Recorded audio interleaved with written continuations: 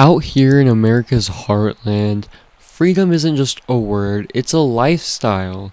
People build their own homes, fix their own trucks, and live by their own rules. These small towns were once full of rebels, the kind of people who didn't wait for permission. They worked the land, they stood up to power, and believed the government had no place in their lives. In the 1960s and the 70s, they weren't bowing down to any politician. They were fighting for the working class, striking for fair pay, and demanding respect, and calling out corruption everywhere. Back then, rebellion actually meant standing up for each other. But somewhere along the way, something changed. The rebels stopped fighting the powerful and started defending them. The outlaws who were once distrusting authority, they now worship it. The belief of independence has turned into obedience. How did a culture built on freedom and self-reliance become a political cult of loyalty? How did rebellion get repackaged, sold back, then used to control the very people it once empowered? This isn't about left or right, it's about how easy it is to manipulate a population. This is the story of how rebellion got stolen and turned into a weapon. This is the Redneck to MAGA pipeline. At first, the term redneck was considered a derogatory term mainly applied to white Americans who were perceived to be working class and uneducated and living in the countryside. After some time, it became a badge of honor that people wore proudly. It meant you worked with your hands and you broke your back to build something real. The meaning of the word possibly comes from the sunburn found on farmers' necks, but many claim that the term's origin comes from the West Virginia mine wars during the 1920s. Workers that organized for labor rights would wear red bandanas around their necks. During the early 1900s, coal miners in Appalachia fought some of the most brutal labor wars in American history. They went on strike against the coal companies that owned their towns, owned their homes, and even their paychecks. For some time, redneck meant rebel or someone who stood up against the system. Even decades later, that same rebellious spirit lived on. In the 1970s, Southern rock became the voice of the working class, loud, proud, and fed up with the elites telling them how to live. It wasn't just about parties and fun, it was about independence. It was about displaying an idea of freedom through art. But by the late 1970s and early 80s, something started changing. Factories closed, farms went bankrupt, and jobs that once defined these towns were being shipped overseas. The working class, the backbone of America, was left behind. It's morning again in America.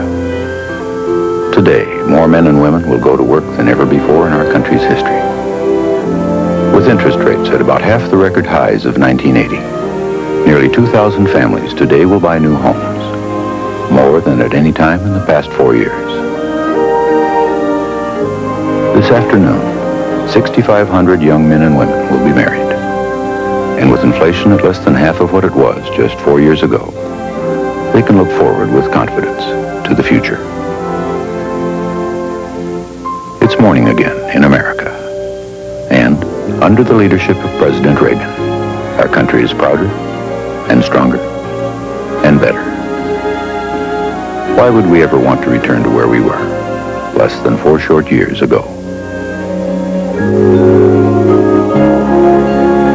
Then came Ronald Reagan, a Hollywood boy selling hope to a nation that was desperate for it.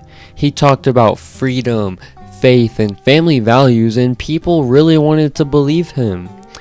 But behind these words, policies were changing. Taxes for the wealthy were slashed, unions were being crushed, small town economies were left to die slowly. What they called freedom was really just freedom for the corporations to take more and give less. And as the money dried up, something else took its place. Identity politics. When you lose power economically, you cling to power symbolically. You start defending the symbols that make you feel strong. Your flag, your God, your guns, because everything else was taken from you. That is how cultural identity replaced class identity. And that's where the American shift begun. The word redneck went from meaning worker to warrior, from fighting the system to defending it. Not because people just changed overnight, but because they were never told the full story of who actually took their power. What was once a movement built on working class freedom became a culture built on blindly following the very same people that they once resisted. The story of America's anger didn't start with politics, it started with pain. For decades, small towns across the US were the beating heart of the working class. People built cars, harvested crops, made steel, and worked jobs that gave them a purpose.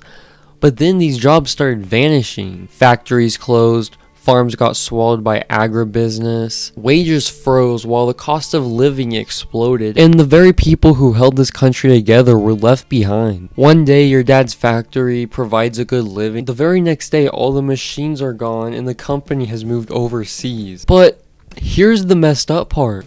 When the economy started collapsing for everyday people like you and me, the system didn't blame itself. Instead, the corporations and politicians that caused it, they needed a distraction. They told people that the real problem wasn't corporate greed. It was the urban elites. It was immigrants. It was social movements. They blamed anyone except for themselves because they are rewriting the rules and they control everything. This is what psychologists call displaced aggression. When you're powerless against the real cause of your pain, you redirect it towards someone that's easier to hate. And that's exactly what happened. Rural and working class America got crushed by an economy designed to benefit the few, but instead of turning their anger toward Wall Street or Washington, they turned it toward each other, their very own neighbor. You see this all over the country.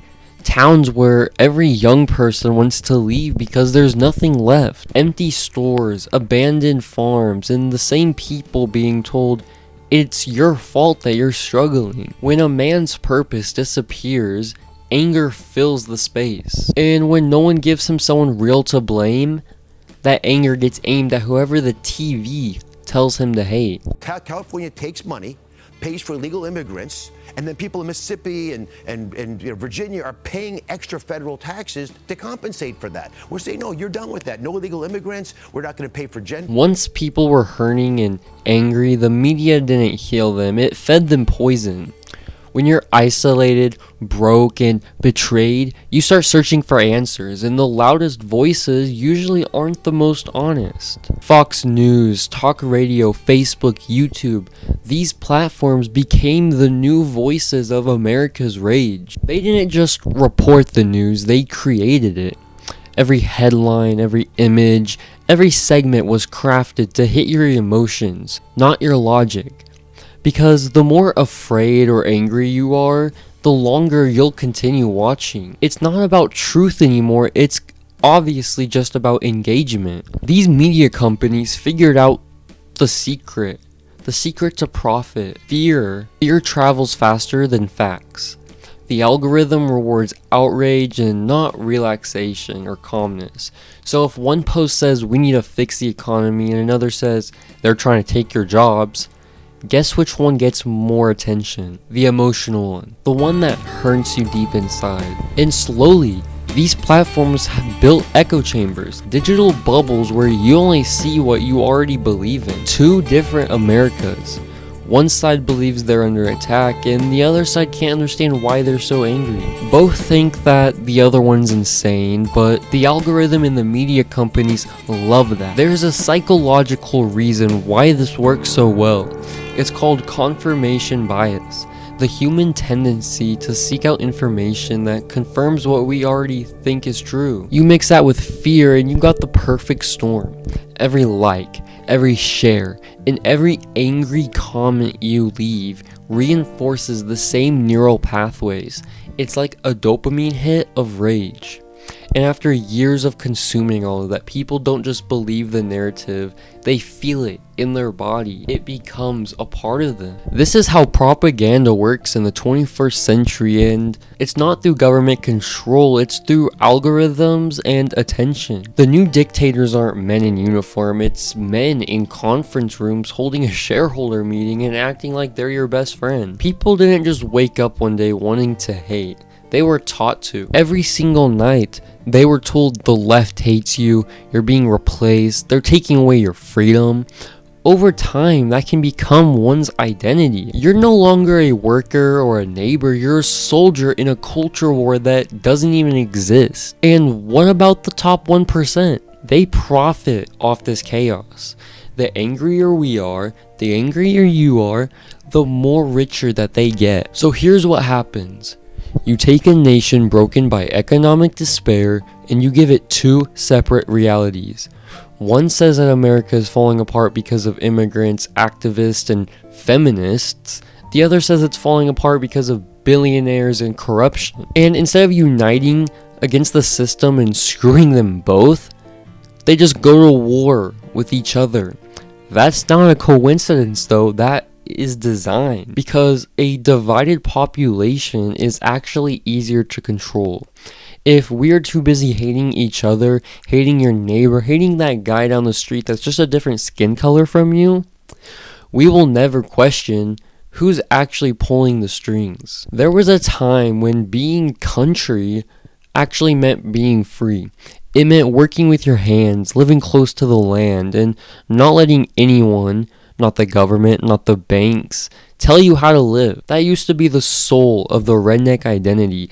Not hate, not division, but self-sufficiency and pride. But somewhere along the way, that spirit got lost. Patriotism turned into performance, faith turned into a political argument, and freedom got twisted into control. Conservative movements didn't just win by votes, they literally rebranded the culture. They took symbols of everyday life, the flag, the cross, trucks, guns, women's rights, and turned them into political references. The working class got pulled into defending billionaires who wanted to exploit them. Here's what is happening beneath the surface. It's called social identity theory. The human brain needs belonging. When your job disappears, your town empties out, and you feel invisible, you cling to whatever gives you a sense of community. For a lot of people, that became God, guns, and country. Not because they're evil, but because it gives them meaning. It tells them that they matter and that they're part of something bigger, even if that something is working against your own interest. That is the psychology of manipulation. It doesn't start with hate, it starts with belonging. When people feel lost, identity fills the gaps that purpose once did. The hijack wasn't just political, it was spiritual as well. Christianity got remixed into nationalism, masculinity got redefined as aggression, and patriotism turned into obedience. The message was simple. Real men fight, real patriots obey, and real Christians follow their leader. None of that is faith. It's being obedient to someone who wants to control you. Compare that to the counterculture of the 60s and 70s, back then when small town rebels were dropping out of the system. They built their own farms, grew their own food, and they said screw both parties.